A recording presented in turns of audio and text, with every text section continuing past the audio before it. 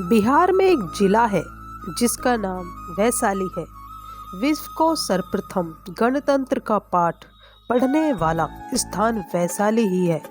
यहाँ की नगर वधु आम्रपाली और यहाँ के राजाओं के किस्से इतिहास में भरे पड़े हैं। एक खूबसूरत लड़की से नगर वधु बनने और उसके बाद भिक्षुनी बन जाने की यात्रा ने इतिहास को पलट दिया। आम्रपाली के संबंध में कई कथाएं मिलती हैं।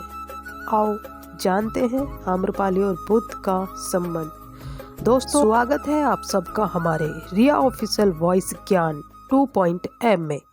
तो दोस्तों, ये कहानी है एक आम्रपाली और महात्मा गौतम बुद्ध से जुड़ी हुई। तो चलिए इस कहानी के हर एक छोटे छोटे पहलू को जानते हैं। दोस्तों, उम्मीद करते हैं ये कहानी आपको बेहद पसंद आएगी।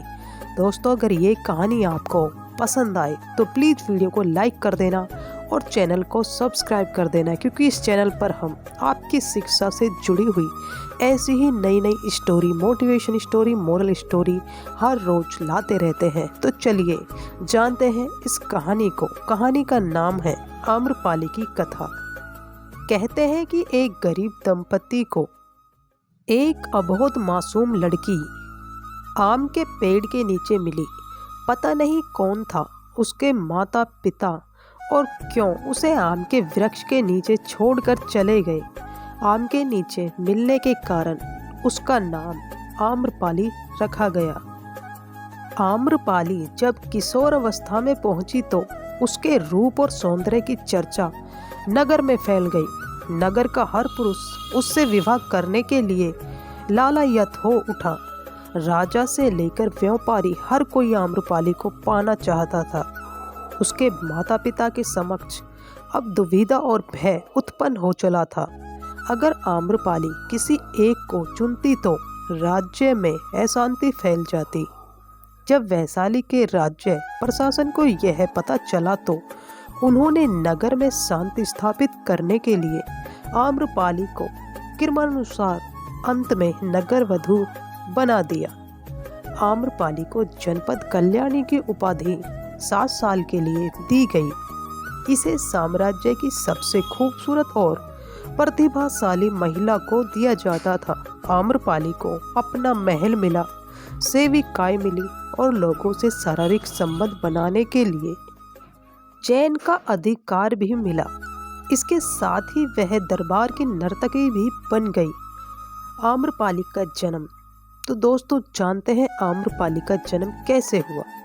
इतिहासकारों के अनुसार अपने सौंदर्य की ताकत से कई साम्राज्य को मिटा देने वाली आम्रपाली का जन्म आज से करीब 2500 वर्ष पूर्व वैशाली के आम्रकुंज में हुआ था। वह वैशाली गणतंत्र के महान मन नामक एक सामंत को मिली थी और बाद में वह सामंत राज सेवा से त्याग पत्र देकर आम्रपाली को पुरातत्वी वैशाली या वैशाली जनपद कल्याणी बना दिया गया था। इसके बाद गणतंत्र वैशाली के कानून के तहत आम्रपाली को राजनर्तकी बनना पड़ा।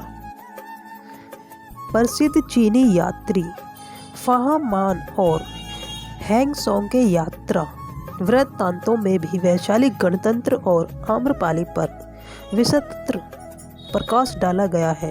दोनों ने लगभग एक मत से आम्रपाली को सौंदर्य की मूर्ति बताया।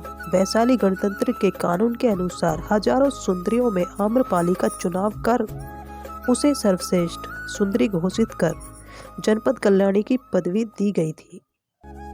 आम्रपाली के रूप की चर्चा जगत प्रसिद्ध थी और उस समय उसकी एक झलक पाने के लिए सुदूर देशों के अनेक राजकुमार उसके महल के चारों ओर अपनी छावनी डाले रहते थे। विदेशी पर्यटकों के यात्रा वृत्तांतों में वैशाली और वैशाली की नगर वधु अप्रीतम सुंदरी आम्रपाली का जो वर्णन किया गया है न केवल काफी महत्वपूर्ण है, बल्कि इससे वैशाली गणराज्य के वैभव, संपन्नता और स्वर्णिम इतिहास की झलक भी मिलती है। बुद्ध का वैशाली में आगमन। वैशाली में गौतम बुद्ध के प्रथम पदार्पण पर उनकी कीर्ति सुनकर उनके स्वागत के लिए 16 श्रृंगार कर अपनी परिचारिकाओं सहित गंडक नदी की तीर पर पहुंची। आम्रपाली को देखकर बुद्ध को अपने शिष्यों से कहना पड़ा कि तुम लोग अपनी आंखें बंद कर लो, क्योंकि भगवान बुद्ध जानते थे कि आम्रपाली के सौंदर्य को देखकर उनके शिष्यों के लिए संतुलन रखना कठिन हो जाएगा। ज्ञान प्राप्ति के 5 वर्ष पश्चात भगवान बुद्ध का वैशाली आगमन हुआ और उनका स्वागत वहाँ की प्रसिद्ध राजनर्तकी आम्रपाली ने किया था। इसी नगर में वैशाली की प्रसिद्ध नगरवधु आम्रपाली सहित 84,000 नागरिक बौद्ध संघ में शामिल हुए थे। बुद्ध ने 3 बार इस जगह का दौरा किया और यहाँ काफी समय बिताया। बुद्ध ने यहाँ अपने ज्ञान का प्रसार किया। दोस्तों, ये कहानी आपको कैसी लगी हमें कमेंट बॉक्स में ज़रूर बताइएगा। अगर आपको ये कहानी पसंद आई हो तो प्लीज़ वीडियो को लाइक करना, शेयर करना और हमारे चैनल को ज़रूर सब्सक्राइब करना, क्योंकि हम इस चैनल पर नई नई story, moral story, motivation story, आपकी शिक्षा से संबंधित हर रोज़ नई नई कहानियाँ डालते हैं। तो चलिए फिर लौटेंगे ऐसी ही एक नई कहानी लेकर। तब तक स्वस्थ रहें, खुश रहें। जय हिंद, वंदे मातरम।